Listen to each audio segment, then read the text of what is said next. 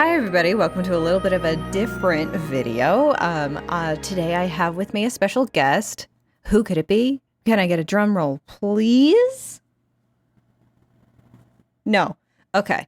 Got nobody in the background there. It's Chain. Hi. Hi, Chain. Hello. Chain has a wonderful YouTube channel you can also subscribe to. Subscribe. Chain of Fire. And also the Azure Allegro, correct? Did I get them both right?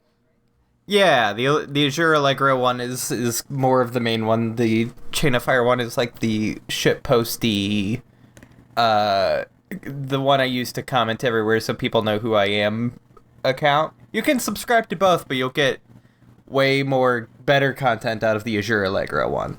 Cool. You won't get any of that from me. You're here for shit posting all of the time, actually.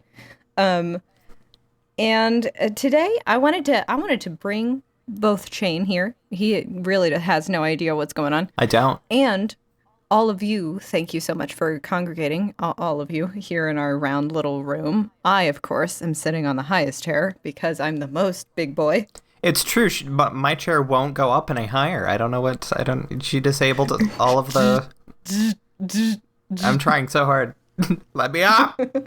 And so I kind of wanted to just talk about a little bit of like the lore that's a little bit more in the background of Kingdom Hearts. And therefore, it's really up to interpretation. So I'm not saying that this is 100% what is actually happening in the Kingdom Hearts universe. I do not know what is inside Nomura's head all of the time.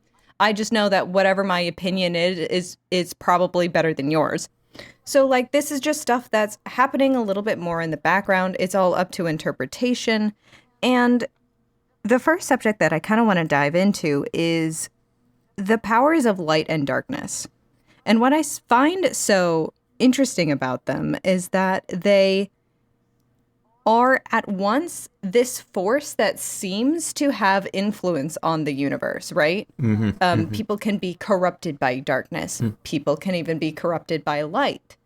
And even though they are kind of, we've seen this in other properties before, like the life stream in Final Fantasy VII, the Force in Star Wars, where it is this central life-powering thing at the center of the universe, and yet still they are also forces that can be harnessed and wielded by individual people also. And how that is such like a metaphysical,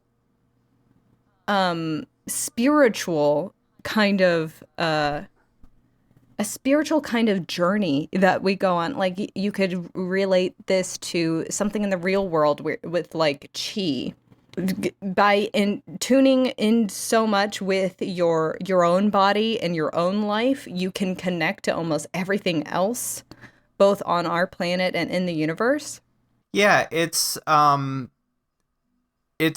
this. I think the Blue People Avatar also has a thing for this. Like everything with Avatar, I don't remember what it is or what it's called, but it's even though a new movie came out. I forgot that a new movie came out. But yeah, it's this force that is both a very literal, like physical manifestation of something, as well as this invisible, you have characters say that they can feel something is of it in the aspect of Star Wars. They say something along the lines of like, "There's a disturbance in the Force." In Kingdom Hearts, they say like, "Oh, a light has gone out," when referring to one of the worlds blinking out. Or I believe that there's a spiritual version of that. I'm trying to remember. I think it's like Aqua feels something at some point. Yeah. I'm trying to remember what it was. Is it like, does she sense Erika's dying?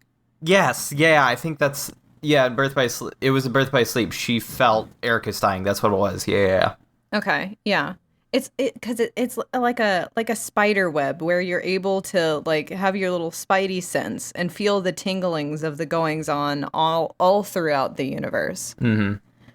And how that can kind of play into like of everything is connected, and by connecting with people, like it's almost like sharing love and human kindness is like just the point of living, Mm-hmm. and building connections and building friends is makes you a stronger, much more rounder, much more better person. A literal manifestation of my friends are my power. Yes. Mm-hmm. And that's really cool. Well, and that's again, like that is like a real world kind of spirituality thing that you can bring from the outside. And I think that is such a moving subject to put into a series like this. Mm-hmm. I think it's also, if I may, Yeah. I think it's also a very important thing to put into the series. Kind of touching on Mm-hmm. the subject of friendship specifically, and the idea that friendship is light. Well, I know we'll get into the balance of darkness and light being both good and bad. Um, Mm-hmm. but I think it's a very important thing that the Kingdom Hearts series has this idea that friendship is light and light gives you power, and friendship gives you literal power, with, Yeah. the both in the spiritual sense, like at the ending of DDD with everybody, like spiritually my friends are behind me, Mm-hmm. and physically through the gameplay of using like summons and D-links and stuff, how light and friendship literally gives you a freaking power boost. Yeah. And I think that's a very important thing, because in a very dark IRL world, and a very, especially for like a series aimed towards children, Mm-hmm. they need that message so much Absolutely. that there is still light, and there is still hope, and there is still things worth living for, despite what the IRL life might seem. Yeah. So it's a very good life lesson, and it's a very good hopeful message to give to people. And I think that's something that should be valued. Yeah. And and playing on the manifestations of it is that there are certain attacks that can be light based and even darkness based. Mm-hmm, mm-hmm. And how you can feel particularly with darkness, you can kind of feel the corrupting force of that because they are such powerful moves, and how you want to continue to use more and more of them. Mm-hmm, mm-hmm. Even though light, like a miracle hour. Did I say that right? It's miracle or magic hour? Matt, are you referring to like Roxas's attack? Yes. That is Yeah. Magic Hour. Magic hour. Miracle is both the Riku. I think it's Riku when he teams up with Mickey and Chain of Memories. And Okay. there's also a miracle thing. There's some kind of slight with Bambi, I think, that's also Oh. a thing. And there's Yeah. there's also, oh no, wait, I'm thinking of there's the song. Uh, There's all the Yeah. uses of miracle. yeah. There can be miracles when you believe. Yes. So, but and light powers are light moves are kind of addicting in a way because of their flashiness too, right? Mm-hmm. The spectacle kind of makes them more addicting, even if they aren't as like physically powerful as the darkness ones. Mm-hmm. Of course, when we get those powers of light and darkness, and we and take them away from their individual uses that an individual person can do, when they pull back into those universe influences, the source of them has to be Kingdom Hearts, right? Mm-hmm. Mm-hmm. And this is kind of the whole reason I've been trying to like put this whole thing together, because it's kind of just to answer this one question. I buried the lead a little bit. Hopefully, it was intriguing. Kingdom Hearts also has this kind of universal influence, and yet it is not at all characterized even as a very powerful force. It's a very laissez-faire force. Mm-hmm. So the question I want to ask here is, does the Kingdom Hearts universe have a god? I've never thought about that before. That's a very interesting thing. I know it has the Kingdom Hearts series is no stranger to touching on at least dipping its toes into the pools of different like religions with starting to get into Norse with Dark Road and Greek mythology with Olympus and such. So it's not like it's completely devoid of that subject. Yeah. But it's never outright explicitly said that there's a Jonathan Kingdom Hearts that's overruling everything, you know? Yeah. And that's what I find like really interesting. It like you said, there's also like a lot of like Catholic imagery throughout the series as well. But in all of these different instances where they're touching upon real life religions, they seem to only ever borrow like the aesthetics of it, right? Yeah. And I feel, and not to generalize, but I feel like that happens kind of a lot in Japanese media, specifically for Western religions, where it's like the creators are very much like, hey, that just looks really cool. And I absolutely agree with them as a very non-religious person who grew up very non-religious. I've always kind of looked at Catholicism from afar and was like, that kind of does slap, though. I have to admit. A burning heart with like a sword running through it. Jesus Christ. Where do I sign up? But, you know, even with my non-religious background, I find it so absolutely intriguing. Growing up in a Western culture, it is so hammered into our head that Yeah. God is a person and he has to be an old white man with a long white beard in a long white robe, and he lives in the clouds and he judges you for every single thing that you do. And it is so cool to, if Kingdom Hearts does have a god at all, I would assume it's Kingdom Hearts, right?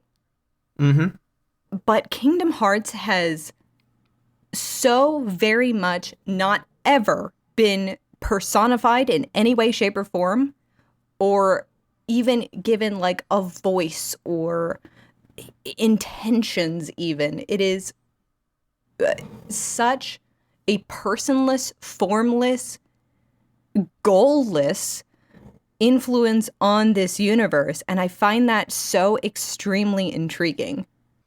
I think that's something that I really I also really value about the series. It's that Kingdom Hearts is still this like enigma that we're not really sure what it is, but we've been told what it is.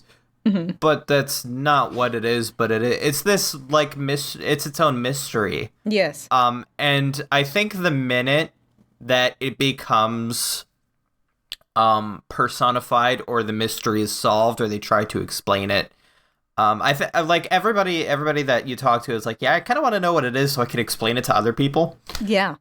But because you know, if somebody comes up to you and they're like, okay, so I want to get into this. So what is like Kingdom Hearts itself? And it's like, it's the moon, but it's not the moon, but it's the hearts of everybody, but it's also this thing that exploded.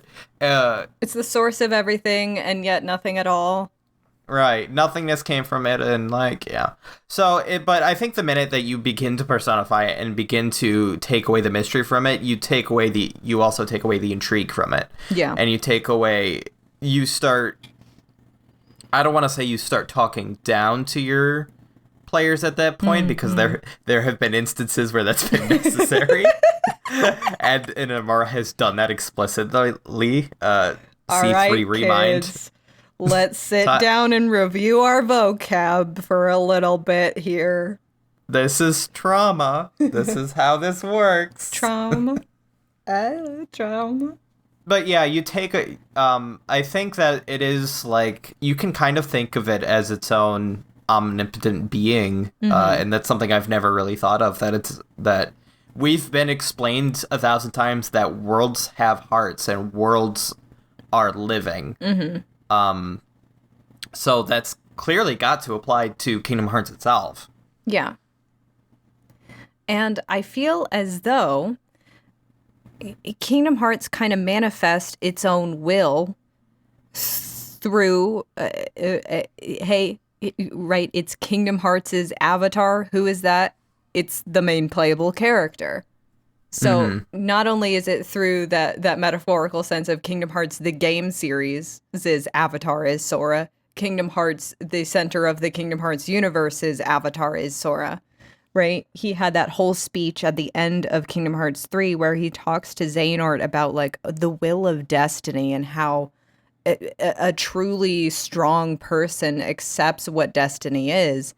And how is that not important if Sora isn't the physical manifestation of destiny also? Yeah, I guess you can kind of if you had to give Kingdom Hearts a Kingdom Hearts is said to be the heart of all worlds. And Sora is also said to have that spider web. That spider web we were talking about. Spider web, exactly. That Madam Web, if you will. She connects her web connects us all. But so like if you had to personify Kingdom Hearts, why not have it be your poster child? Is, not to delve too deep into it. I think this is a very loosey-goosey type of like, look, these things are related and this is a metaphor. We're not literally saying that, yeah, Sora's actually the manifestation of Kingdom Hearts and he is God. I think that's reading into it a little bit too much, in my opinion. Yeah. But a little too harebrained theory for my taste. But I think, like, if you're going to have your series title be this omnipotent thing and you're going to have your main character act in the same way, like, it's kind of a personification of the series, is Sora, you know? Yeah, absolutely. And, because I have had this personal interpretation of like, so Kingdom Hearts has to be the god of the Kingdom Hearts universe, right? Even though it is very hands off in the way that it dictates its universe, it does still poke its little head here and there through Sora's actions. So it's not like, oh, Sora is God here. It might just be that Sora is God's chosen favorite, right? Yeah. And because even when he like does all of everything he does in that like speech about destiny, it's almost a little bit hypocritical because almost everything that you have done, Sora, has been to kind of combat against everything that has happened to you. And defy fate. Yeah, exactly. Especially at the end of Kingdom Hearts 3 when you do those repeated nature taboos and still, God has not punished you because you are God's chosen favorite. All of those repeated nature taboos, it only counts against you on the 8th time that you do it, little dear. I don't know. It feels like such a deep question that you need to ask that like is always constantly machinating in the background so then what is the goal of Kingdom Hearts if it truly does have like some kind of influence, some goal it wants to achieve? Is it finding a person who can reunite all the worlds into, Pangea world once again? Is it someone who stops Xehanort because Xehanort is going against my ordained plan? I don't know. It's just a cool question to ask, and I feel like nobody really asks it. Yeah. These are like kind of I'm sure people have like thought about these, and maybe there have been whispers about it, but I personally haven't seen the this kind of talked about ever before. The idea that Kingdom Hearts itself is already personified in its existence, and so it has goals, it has ambitions, it has wishes, it Mm-hmm. has favorites with Sora, it has its least favorites with the rest of us. There's Us. Yeah, our key us. kids. Yeah. Yeah, exactly. Fuck you, children. Right? Become dreams, idiot. Yeah. But yeah, this is definitely a kind of unexplored territory. What I want to do now is go Mm-hmm. into Kingdom Hearts 4 and Missing Link with this new set of goggles that I've obtained. Mm-hmm. Being like, okay, what is Kingdom Hearts' presence in these next two series? Now that Xehanort is stopped and Xehanort is ascended into the light of death, Yes. or whatever. Which might also be the afterworld might be like Kingdom Hearts itself also. Like Right, yeah. so it gets to like torture him for eternity for being like the bad child. The bad goat, yeah. What is it? The prodigal the Prodigal. prodigal son Prodigal. returns Yep. home finally to get his ass beat. Yeah. Well, in the actual story of the prodigal son, he does not get his ass beat. He gets celebrated, but Well, so hopefully, the, hopefully, there's a different story for Xehanort. But yeah, that's where the Christian one for one stop is like, okay, the prodigal son. This is he goes and does all the bad things. He comes back home. All right, time for an ass whoop. yeah, that's all they were missing. Yeah, the literal ass whooping. Mm-hmm. But yeah, I'm gonna go into these new games with these new set of goggles. That I now that Xehanort is dead, and possibly gone from the series forever. We're not sure. Some people have been theorizing about the him possibly showing up in Quadratum, Yeah. with his umbrella in the rain or whatever. Hi, PJ. Young once again for Yeah, no young reason. once again. Right. Yeah. Oh, what's your moisturizer? You look great, hon. What's your routine? Tell me your secrets. But like, okay, so what is then its ambitions and its goals and its purpose of existence Yeah. from here on out? Now the Dark Seeker saga is complete. Well, as soon as it was announced that like there was a Dark Seeker saga, right? And then the series would continue on after that into a new arc saga, whatever you want to call it. The Stream Last Era retrospective, Stream Last Era retrospective. That's another video. Please support this shit. Check it out. Check it out. It's really good. It's a magnum opus if I ever saw one. You know, just like a year and a half, maybe even 2 years of work. So, No big deal. you know. But also like the biggest deal. Check it out. Thank you. Thank you. Now that we're starting in our second arc, you kind of have to ask yourself, like, how many arcs do you think that the series will have as a whole? And not to like be kooky and crazy, but I think it would be really cool if like, so the Lost Masters arc happens.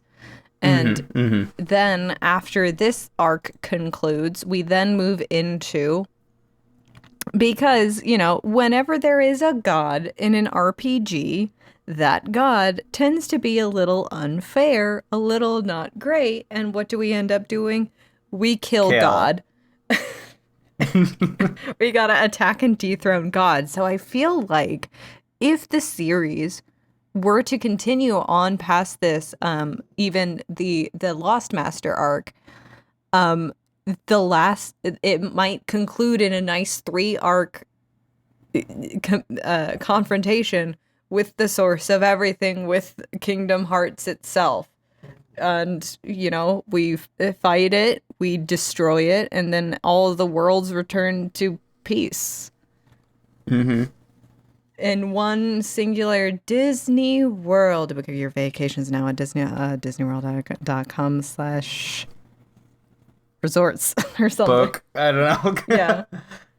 Yeah, it would be. Well, we also, I think Nomura kind of I think we're currently in the Lost Masters the third, if you count the Key Saga as its own separate Oh.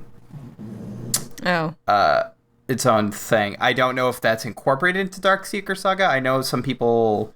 I don't remember the interview where he talked about the division of the series, but I know some people separate that from Darkseeker. I suppose so. I don't think it has as many entries into the series. But yeah, the Lost Master, you would almost have to, if you were to attack and dethrone Kingdom Hearts. That would be like the only escalation greater than like the Master of Masters, wouldn't you think? I'm sure you could write something else into that, something in Sure. between. But it would definitely be the finale. It would definitely be Yeah. the penultimate, or not the penultimate, the ultimate Yeah. conclusion to the series. Because like, all right, you fought the title of the game. What else are you gonna do? I mean, Yeah. they're already going into like IRL. So clearly, Where else can we go? what else is there? Where Yeah. else can we go? Right? You know. Exactly. Maybe that is the only thing we could do is like, okay, IRL is happening. I guess we're doing let's attack the title card. let's do that. You just fight against a copy of Kingdom Hearts 1. Yeah, there you go. That's the final boss is the PS2 copy of KH1. His DM is fucking killer. He like snaps you in between the plastic hinges. He opens the manual and each page and like traps you in the book, a la Zexion from Oh no. KH2. Help me, I'm stuck in the credits. That's also been done. Yeah. At the ending of DDD, actually. You know. What a wide sprawling series. Right? What a wild series this is. I can only imagine how how much wilder it gets. Yeah. How Nomura wants to end it. How is he gonna end it? I don't know. Gosh, is he gonna end it? Yeah. Kingdom Hearts is eternal. That is the thing that's been said and been done. And how's he gonna say Kingdom Hearts is eternal? Yeah. Yeah. Well, and then also I do kind of want to say that like my interpretation of Kingdom Hearts as like a being that can be personified. I understand that Nomura has made his statement on like who the voiceless text is, but I just feel like that like there's no hiya pal, there's no gee whiz, you know. That simply is not Mickey the Mouse talking right at that point. And like what like it has to be Kingdom Hearts. It has to be Kingdom Hearts talking to you. And especially like from the very beginning, that would be like a way to like incorporate everything. And wouldn't it be like really cool to like finally see a personification, a characterization of Kingdom Hearts and like to have it be like a non-voiced character, but like the text still happens all across the screen? I mean, I think that'd be aesthetically very cool, but I don't know how I would feel about that in it happening, because it's still another like Yeah. I'm inside me there are two wolves. I'm like, hey, that's cool as hell. The second wolf is like, well, why is it suddenly? That could be like an accessibility issue. Yeah, there's that too. But it's like, why is it suddenly speaking to us? Why was it not speaking to us throughout the whole series, other than the one time in the very beginning? I mean, if you're gonna do it once, that's the place to do it, right? Is the very beginning and the very end. Yeah, yeah. Has a voice not ever really appeared in any other Dive to the Hearts? I'm trying to remember if one. I think one did that was did one during Roxas's. I'm now just questioning my own knowledge of the series. I think one definitely did in 3. Yeah. There's definitely a voice in Kingdom Hearts 3, and that's just something I've never thought about ever. So naturally, I don't have answers. I didn't write my research paper on this to prepare for this podcast. Well, why didn't you? F's all around. Yeah, I'm just gonna take the F and the L and gonna F off. Oh my god.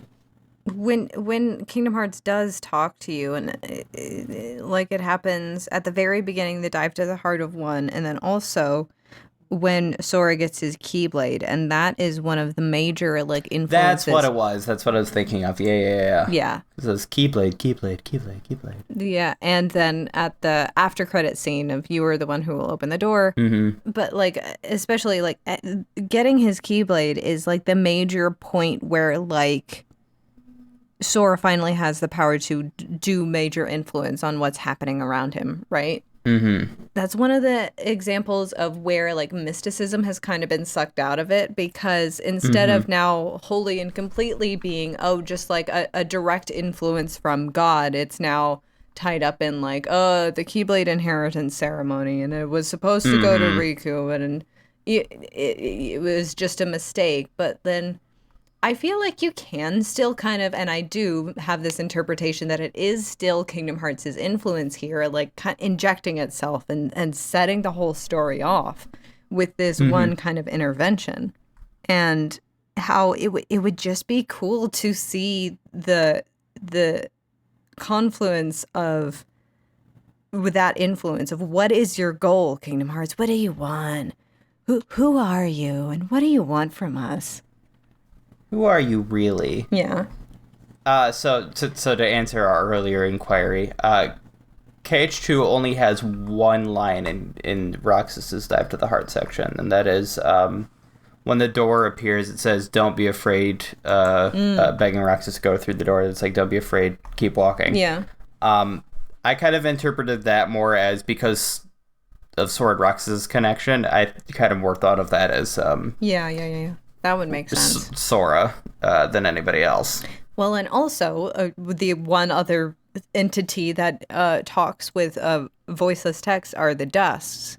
Oh, that's true. Yeah. The both in 2 and 3. Or no, did it speak in 3? It did not. It did. We have come for you, my liege. Yes, it just have a little quick flash. Oh, to a that's black right. screen. 2 it did. Yeah. But in both 2 and 3, they said the exact same thing.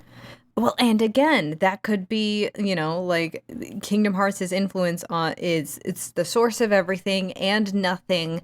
And by referring to like, Roxas as my liege, Kingdom Hearts, just like light and darkness, it is this major influencing force, and yet it could still be a force that could be harnessed by a person to wield however they want, right? It's this immense force of power filled with so many contradictions, and to be a god that could be enslaved. Ooh. Yes. I mean, I guess we've never really... I'm begging the children outside my window, shut the fuck up. Silence, children. We're talking about children's things. You're not invited. Yes. You're not invited, adults only, to talk about the children's toys. But yeah, that's a cool thing. We've never really talked about what the source of... No, okay. Kyrie's grandma's story. Let me let you into the inner mechanisms of my mind.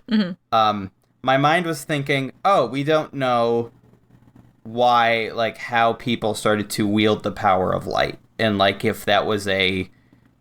give and take ordeal, or if that was a people just started fucked around with science and found out how to use God's power, or if God bestowed fire to Prometheus, or sorry, if Prometheus bestowed fire to humans. Yes. But I'm now remembering Kyrie's grandma's story as I was in the middle of speaking, and it mentioned the power of light. I wish I could find this written so I don't have to watch a video again. This is why I write things down. This is Wikis. this is why I wiki stuff. This is not something that is on the wiki. Well, actually, let me look. Let me Well, look. I Let mean, me look. this is yet another shout out for the KH database. It is run by Chain and usually has a lot of information. Usually. Run by KSM. Actually, I will put that out there that he is the one that does the bills and does all the hard work. I just put the things in. Major contributor, Chainiel. Yeah, I'll take that. We don't have the whole story. Maybe after I record this, I'm gonna quick go type this up in the Cage database. Go to your KH database now to see it updated. Okay, so she does mention that people were fighting over it and want to keep it for themselves. And darkness is born in their hearts. Mm-hmm. Light does naturally come from people's hearts. Yeah. So, and specifically the hearts of children, the hearts of the key kids, da da da da. But as for like, I guess it's not really, and maybe this is where like the division of like story and gameplay comes into being, but it's not, but I guess her story doesn't say like, oh, and then they found out how to take the hearts or the light in people's hearts and use it as a pretty cool magic attack. Yeah. So I don't know, like maybe there's this idea of like, maybe this next arc of Kingdom Hearts is like, okay, Kingdom Hearts has decided you have used too much of my power. And so I'm going to either take that away or be angry and kill you all or something. There's going to be some kind of punishment for wielding the light to kill people. Yeah.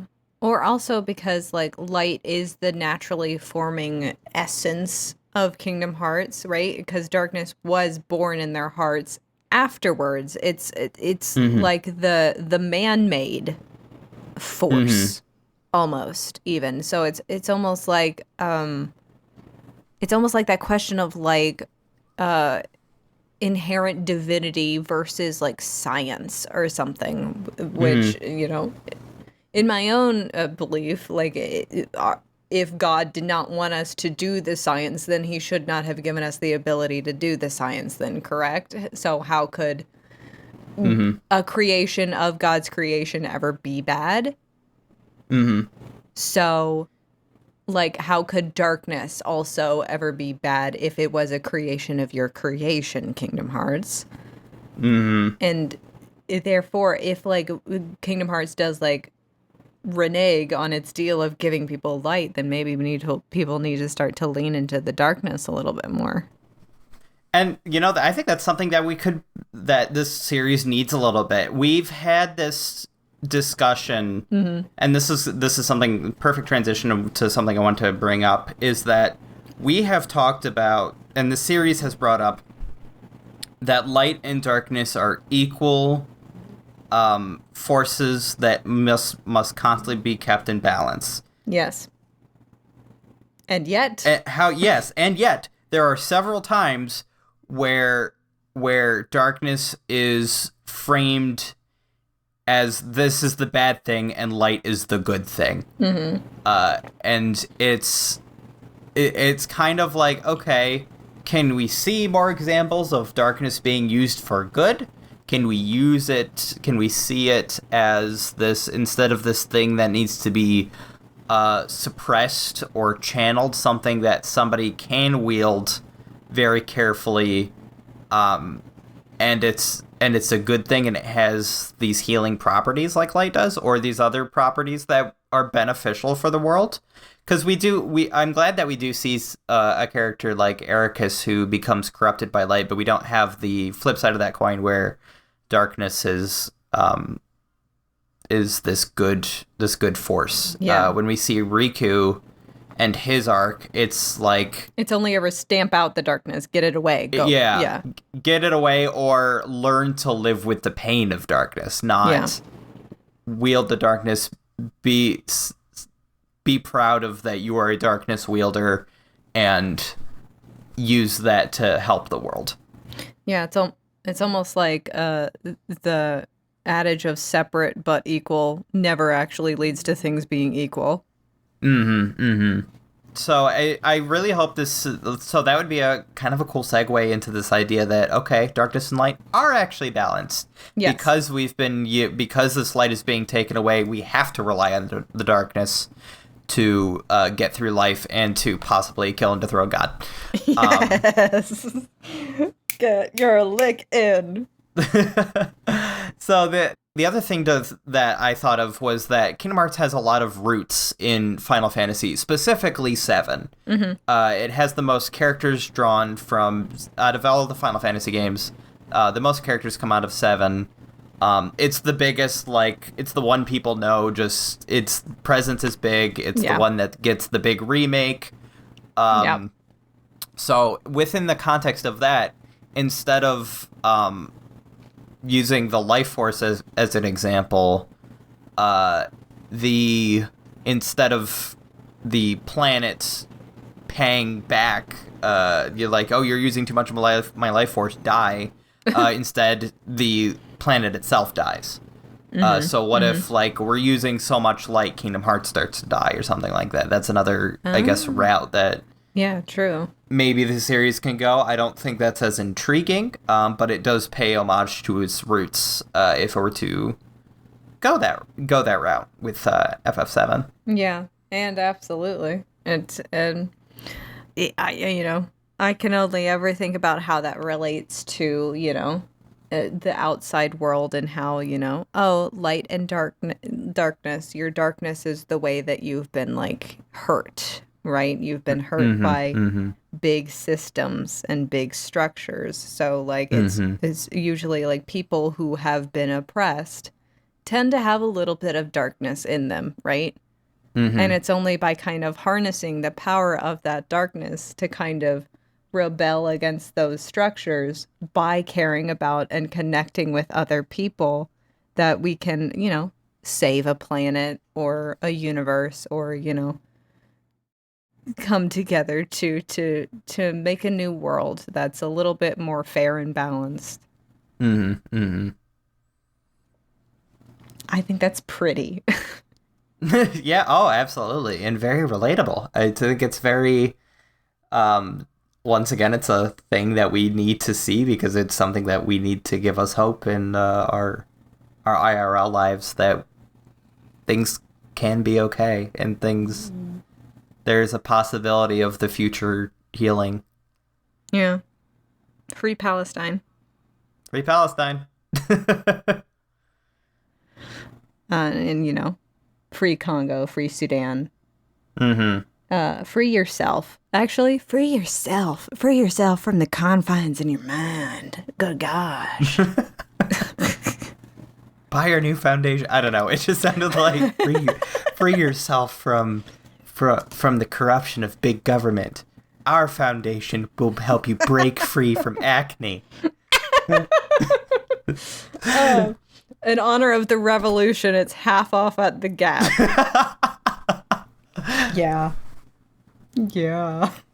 What is what are corporations but out of touch influences that are unfortunately always present. It's Kingdom Hearts, baby. It's Kingdom Hearts, baby. It's Kingdom Hearts. Yeah.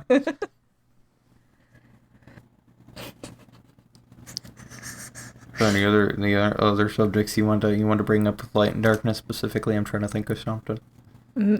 Yeah, I can't really think of anything. I think we made like a lot of good non-salient points that means nothing, absolutely nothing in the long run. I think I think we did a Yes. good job. Good job, everybody. We did it, team. Yeah. We didn't do anything. Leaves. And now, class, I hope that you have learned nothing, and I hope that you do not take anything home. We have not changed you. Your life has not been changed. Your life has not been improved. Actually, we just took like 40 minutes away from you. So I hope Thanks. you did not enjoy those 40 minutes. Be sure to smash that thumbs down button, unsubscribe below.